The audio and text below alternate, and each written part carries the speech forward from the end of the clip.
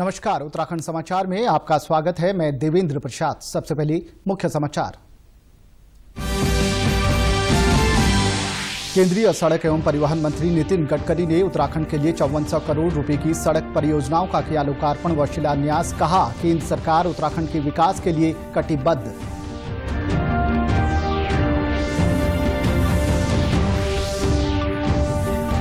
टनकपुर और नई दिल्ली के बीच आज से दौड़ने लगी हैं पूर्णागिरि जनशताब्दी एक्सप्रेस। नई दिल्ली में आयोजित समारोह में रेल मंत्री पीयूष गोयल ने हरी झंडी दिखाकर किया ट्रेन को रवाना।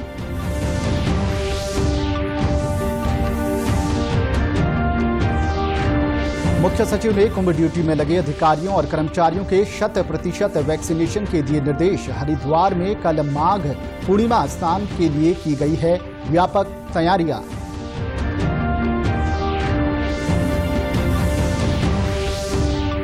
और देहरादून के निरंजनपुर से शिमला बाईपास पर शिफ्ट होगी सब्जी मंडी। मंडी परिषद की 18 एकड़ जमीन खाली कराकर दी जाएगी दून मेडिकल कॉलेज अस्पताल के विस्तार के लिए। अब समाचार विस्तार से। केंद्रीय सड़क एवं परिवहन मंत्री नितिन गडकरी ने आज उत्तराखंड क्षेत्र के लिए 5400 करोड़ रुपए की लागत के 250 किलोमीटर लंबे राष्ट्रीय राजमार्गों का लोकार्पण व शिलान्यास किया।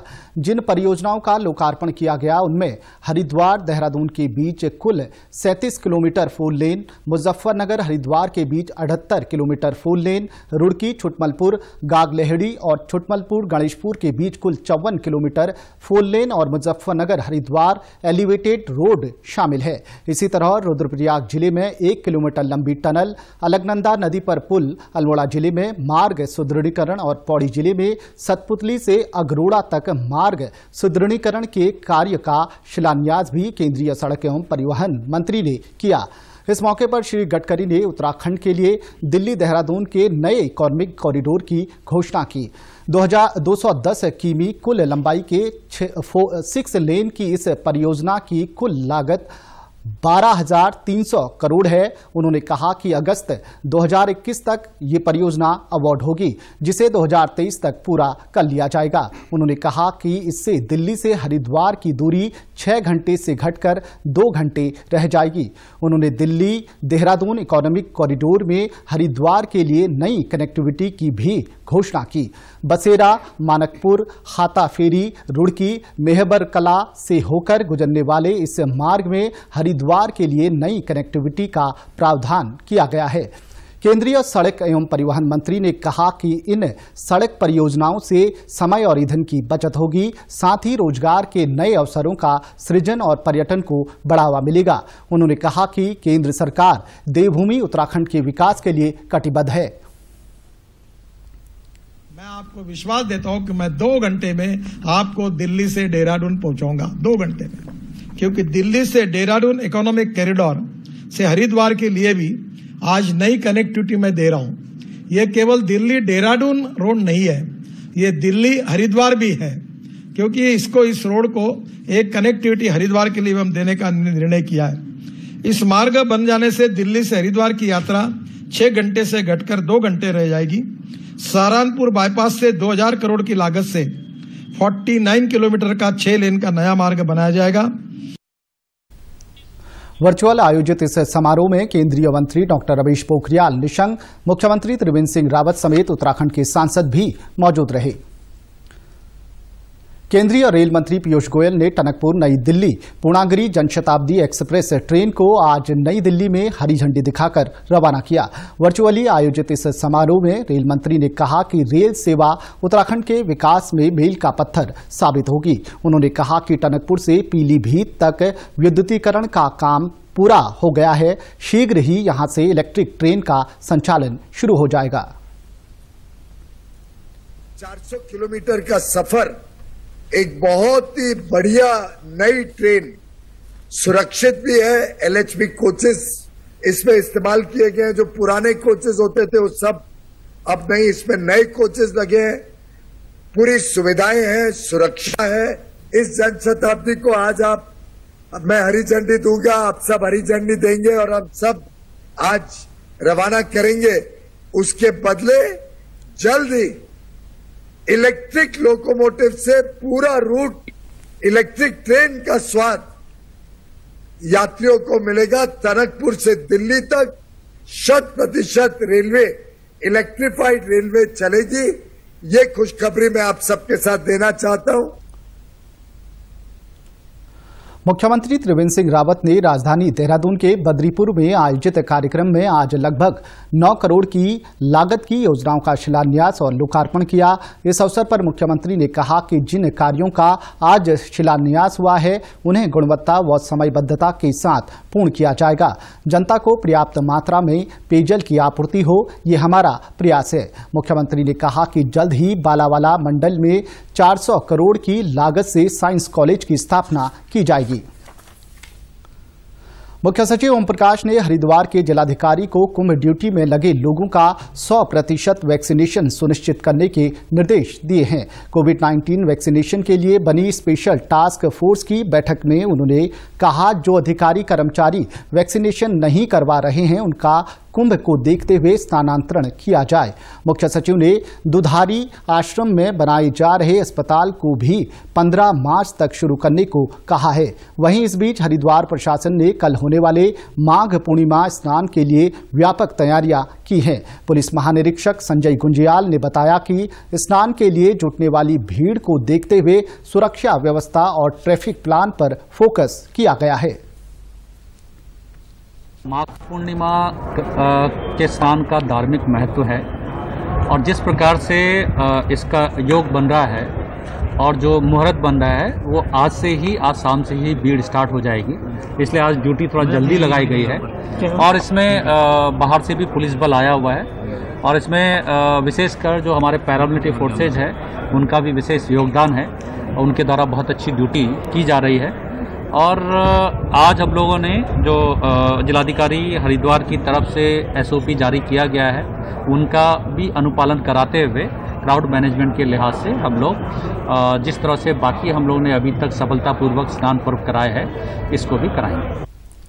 जिलाधिकारी सी रविशंकर का कहना है कि हरिद्वार के सभी प्रवेश मार्गों पर यात्रियों की आकस्मिक कोरोना जांच की जाएगी। जिन प्रदेशों में कोरोना का अधिक प्रकोप है वहां से आने वाले यात्रियों से कोरोना नेगेटिव जांच रिपोर्ट साथ लाने को कहा गया है। वो जो कुछ स्टेट्स में जहाँ पे अभी काफ़ी प्रभाव हो रहा है, संक्रमण फैल रहा है, उन स्टेट्स में जो है हम लोग जो आने वाले हैं वहाँ उस स्टेट से उन लोगों का भी जो है हम रैंडम सैम्पलिंग बॉर्डर में करेंगे। इनकेस जो है अगर पॉजिटिव हैं तो उनको जो है एंट्री अलाउ नहीं करेंगे। फिलहाल महाराष्ट्र है, केरला है, इस प्रकार का जो है 4 स्टेट्स अभी रिसेंटली जो बताया गया है उनको लेंगे। 3 स्नान में जो है हम लोग लगभग 41,000 टेस्ट किए हैं। तो इस बार जो है जो पूर्णिमा वाला स्नान है इसके बाद लगातार कावड़ मेला भी है और 11 तारीख बहुत बड़ा स्नान भी आने वाला है। तो सभी जो है हमारा टेस्टिंग कैपेसिटी जो है बढ़ते जा रहा है। मुख्य सचिव ओम प्रकाश ने देहरादून में निरंजनपुर स्थित मंडी परिषद की करीब 18 एकड़ भूमि चिकित्सा शिक्षा विभाग को हस्तांतरित करने के निर्देश दिए हैं। उन्होंने निरंजनपुर मंडी को शिमला बाईपास पर स्थानांतरित करने के लिए कहा है। इस संबंध में उन्होंने जिलाधिकारी MDDA के उपाध्यक्ष, दून मेडिकल कॉलेज के प्राचार्य और मंडी निदेशक की समिति गठित करने के निर्देश दिए हैं। मुख्य सचिव ने मंडी के लिए जमीन खोजकर उसके अधिग्रहण के संबंध में सभी औपचारिकताएं पूरी करने को कहा है। साथ ही भूमि अधिग्रहण के लिए बजट का आकलन करने के भी निर्देश दिए हैं। मुख्य सचिव ने ये निर्देश दून मेडिकल कॉलेज के लिए बहुउद्देशीय भवन निर्माण व कॉलेज के विस्तारीकरण के संबंध में अधिकारियों की बैठक के दौरान दिए। रुद्रप्रयाग के चिरबटिया में 12 से 14 मार्च तक आयोजित होने वाले नेचर फेस्टिवल के पोस्टर का आज जिलाधिकारी ने विमोचन किया। जिला प्रशासन और वन विभाग की ओर से इको टूरिज्म पॉलिसी के तहत वन क्षेत्र में मौजूद रमणीक स्थलों में bird watching, camping, trekking, village tour सहित अन्य साहसिक पर्यटनों का आयोजन किया जाएगा। स्थानीय लोगों के सहयोग से बिना प्रकृति को नुकसान पहुंचाए पर्यटकों को विभिन्न गतिविधियों से रूबरू भी कराया जाएगा। देखिए, रुद्रप्रयाग वन प्रभाग और पर्यटन विभाग द्वारा जिला प्रशासन के साथ संयुक्त रूप से एक 3 दिवसीय चिरबटिया में नेचर फेस्टिवल का आयोजन किया जा रहा है। इसमें पर्यटन से संबंधित गतिविधियां हैं, जैसे कैंपिंग है, ट्रैकिंग है, बर्ड वॉचिंग है और इसके साथ साथ जो वन एवं वन्य जीवों की जागरूकता संबंधित कार्यक्रम है हमारे द्वारा उन सभी चीज़ों का जो है वो आयोजन किया जाएगा। नेचर फेस्टिवल के आयोजन से स्थानीय लोगों को रोजगार मिलने के साथ ही पर्यटन को भी बढ़ावा मिलेगा। संस्कृति के आदान प्रदान के लिए पारंपरिक लोक गीत और नृत्य का आयोजन भी किया जाएगा।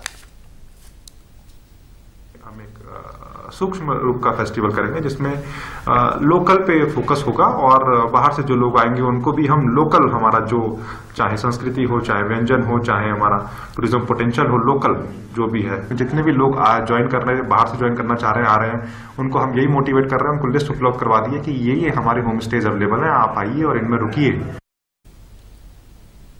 उत्तराखंड में साहसिक खेलों को बढ़ावा देने के लिए राज्य सरकार तेजी से कार्य कर रही है। इसी के तहत उत्तराखंड आने वाले पर्वतारोहियों को और अधिक सुविधा प्रदान करने के लिए कई निर्णय लिए गए हैं। शुक्रवार को वन विभाग और पर्यटन विभाग के अधिकारियों की सचिवालय में हुई बैठक के बाद वन विभाग के प्रमुख सचिव आनंद वर्धन ने बताया कि पर्वतारोहण और ट्रैकिंग के लिए आने वाले लोगों को सिंगल विंडो सिस्टम के माध्यम से सभी अनुमतियां ऑनलाइन प्रदान की जाएंगी। मुख्य मकसद ये है कि जो माउंटेनियरिंग और ट्रैकिंग हमारे राज्य में होता है और जो बाहर से एक्सपीडिशंस आते हैं, चाहे वो देसी हों चाहे विदेशी, उनको कैसे ज़्यादा से ज़्यादा सुविधा प्रदान किया जाए, जो हमारी व्यवस्था है उसको कैसे सिंप्लीफाई किया जाए। तो एक तरह का ये सैद्धांतिक सहमति बनी कि हम इसको सिंगल विंडो सिस्टम लगाएंगे, ऑनलाइन सिस्टम होगा जिसके तहत सारी अनुमतियाँ दी जाएंगी और जो पेमेंट वगैरह होता है वो भी उसी ऑनलाइन सिस्टम के माध्यम से किया जाएगा। कुमाऊनी लोक कला एपण को नया आयाम देकर रोजगार से जोड़ने के लिए गंभीर प्रयास शुरू किए गए हैं। इस दिशा में नैनीताल जिले के रामनगर छोई की रहने वाली मीनाक्षी खाती ने एपण गल के रूप में देश विदेश में अपनी पहचान बनाई है। मीनाक्षी ने कुछ साल पहले एपण कला सीखने की शुरुआत की और आज वो इसे आय का मजबूत जरिया बना चुकी हैं। स्थानीय युवाओं को भी वो इसके माध्यम से रोजगार से जोड़ रही हैं। मीनाक्षी की एपण कलाकृतियों की प्रदर्शनी देश विदेश में कई जगह लग चुकी है।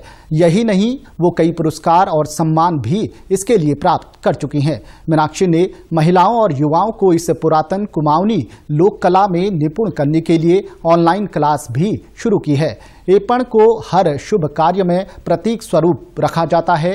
मीनाक्षी पूजा के थाल, कप कोस्टर, तोरण द्वार, चाय केतली, दिए लक्ष्मी चौकी, सरस्वती चौकी, शिव यंत्र, दुपट्टा जैसे कई एपण बना रही हैं। हमारे साथ जो लोकल महिलाएं जुड़ी हुई, अभी हमारी टीम में 30 लोग हैं, तो इसमें से कुछ पुरुष हैं, कुछ महिलाएं हैं, कुछ तो इसमें से फ्रीलांस आर्टिस्ट हैं। जैसे कि हमारे कुछ वॉल के जो वॉल प्रोजेक्ट चलते हैं, वॉल पे हम जो एपण की पेंटिंग्स हमने जो बनानी शुरू की है, अलग अलग जगहों से आर्टिस्ट जुड़ते हैं। उनको हम पहले एपण कला के बारे में बताते सिखाते हैं, उसके बाद हम उनको वॉल्स के काम देते हैं। वहीं मुख्यमंत्री त्रिवेंद्र सिंह रावत ने भी इस पारंपरिक लोक कला को राष्ट्रीय स्तर पर प्रोत्साहित करने की कोशिश की है। मुख्यमंत्री ने इस कला को प्रोत्साहन देने के लिए हालिया दिल्ली दौरे के दौरान केंद्रीय मंत्रियों को एपण कलाकृति भेंट की। उन्होंने अपने कार्यालय की नेम प्लेट भी एपण में बनवाई है और सभी मंत्रियों और अफसरों को भी ऐसा करने के लिए प्रेरित किया है। स्वच्छ भारत मिशन और बेटी बचाओ बेटी पढ़ाओ अभियान को मजबूती देने के लिए टिहरी जिला पंचायत ने खास पहल की है।